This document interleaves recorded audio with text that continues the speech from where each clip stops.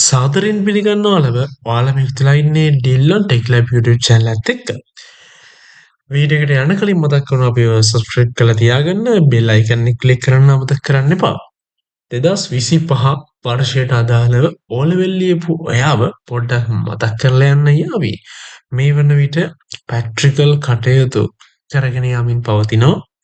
ඉතින් අප්‍රේල් 30 අවසානයේ ඒ කියන්නේ මැයි මාසේ මුල් සති දෙක අතරතුර කාලේ රිසර්ච් එන්න නියමිතයි කියලා තමයි මේ වෙද්දි තියෙන ආරංචි මාර්ග අනුව කතාව පැතිරෙන්නේ. ඉතින් යම්කිසි වෙනසක් වුණොත් මම අනිවාර්යෙන්ම ඔයාලට ඉන්ෆෝම් කරනවා. ඉතින් ඒ නිසා අපිව සබ්ස්ක්‍රයිබ් කරලා තියාගන්න. ඉතින් ඒත් එක්ක ඔයාලට සුපුරුදු පරිදි මතක් කරනවා ආගේ රිසර්ච් බලන්න පුළුවන් ක්‍රමවේද තුනක් පිළිබඳව.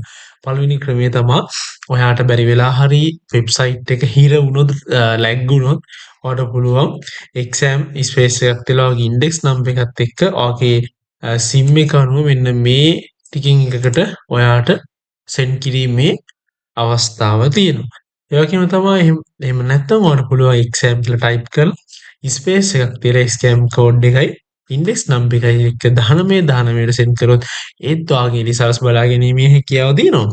අපි යමු දෙවෙනි ඔප්ෂන් එකට. ඔයා ටයිප් කරන්න ඕනේ donate.lk කියලා. ඒ වගේ ටයිප් කරලා පස්සේ මෙන්න මේ වගේ ඉන්ටර්ෆේස් එකක් බලා ගන්න පුළුවන්. විභාගයේ තෝරන්න කියන තැනින් ඒ වේදිත් ඔයාගේ වැටලා තියෙන්නේ මෙතන A level examinations වලට වෙනුවට O level examination කියලා. ඔයාගේ වර්ෂය තෝරන්න 2025 කියලා. තෝරලා විභාග අංකය හෝ ජාතික හැඳුනුම්පත් අංකය දීලා මෙන්න මෙතනින් ටයිප් කරලා මෙන්න මේ I am a human කියන කැප්චා එක අනිවාර්යයෙන්ම ෆිල් කරන්න කියලා බාර දෙන්න. එතකොට ඔයාගේ රිසර්ච් බලා ගැනීමේ හැකියාව තියෙනවා. ඒකත් ලැග් වුණොත් ඉන්න ඔයාට තව ඔප්ෂන් එකක් තියෙනවා research.exams.gov.lk කියන වෙබ්සයිට් එකට යන්න. ගියාම මෙන්න මේ GCE A level examinations කියලා එකක් තියෙනවා. අන්න ඒ වගේ ඔයාගේ GCE O level examinations කියන එක වැටලා තියෙයි.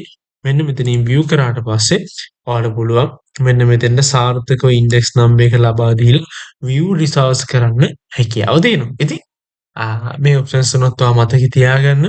ඉතින් ඉස්සරහට ගොඩක් අප්ඩේට් අපි ගේන නියමිතයි. ඉතින් අදට ගිහින් එන්න ඔයාලා හැමෝටම ජය වේවා.